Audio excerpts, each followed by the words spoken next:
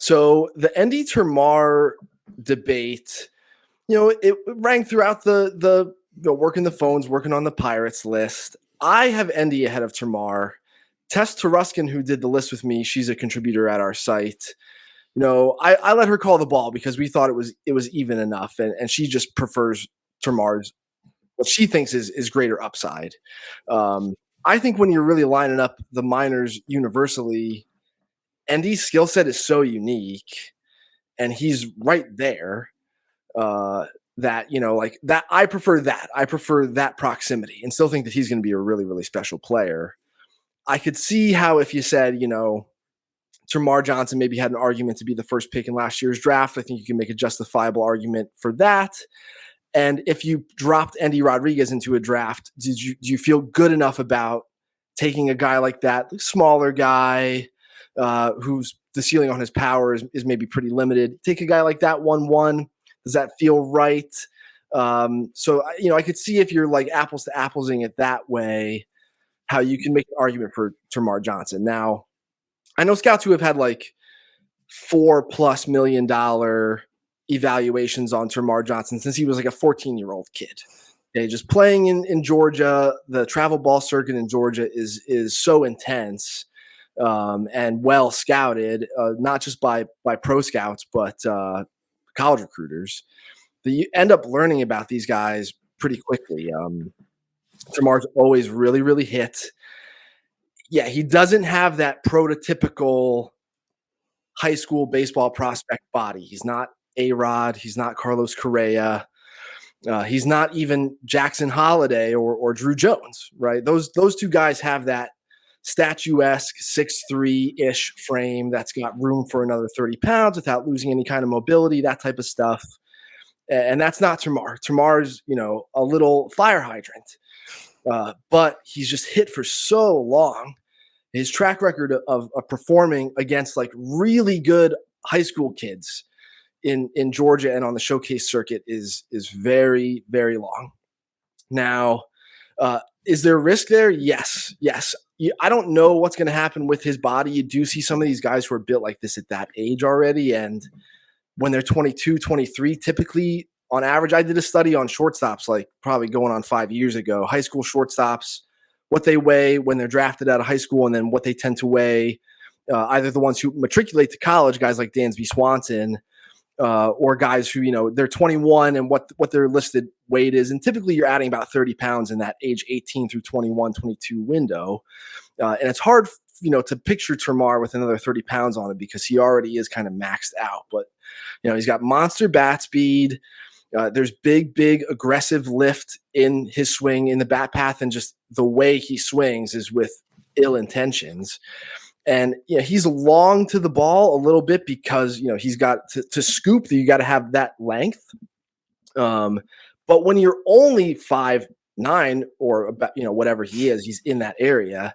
Your swing really can't be long, so you get to have this noisy, crazy bat wrap with this uphill swing, and like it works. You're not like excessively long back to the ball because you're such a compact dude. And I think that's why like Jose Ramirez is so nasty. And, Anthony Volpe is so good. Juan Soto's got a version of this that is, on a different level. But like Juan Soto's not a long levered guy. He's not Lewis Brinson. He's not, that lanky 6'4" dude. He like can stay short to the ball, but still be uphill through the whole zone, which allows him to hit for monster power. So I'm really excited about Termarr Johnson. He's also a hell of a kid. I've not like spent like time around him and his family at length, just like at events, at the draft, stuff like that. He's around, and he's a good kid. And I think people around baseball are really excited about him, and so am I. You could have just stopped at his swing is sexy as hell, because it is really sexy. He has a sexy swing. What's going on with him falling? There's a weird thing. Like he's generating so much torque that he kind of falls over his front leg sometime. Like he will face plant in the box because of how hard he's swinging. It's kind of nuts. Yeah, but it's also like something you kind of love. Acuna does that.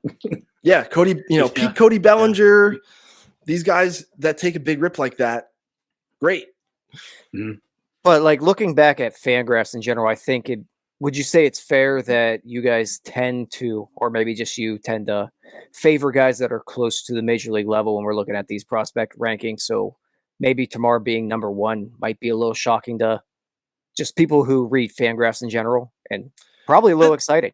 I think it's a mix. There are definitely, the proximity thing is definitely part of it, but you want to try to have striation throughout the list, because there's a certain point where you do just value what a guy might be compared to what a different guy is.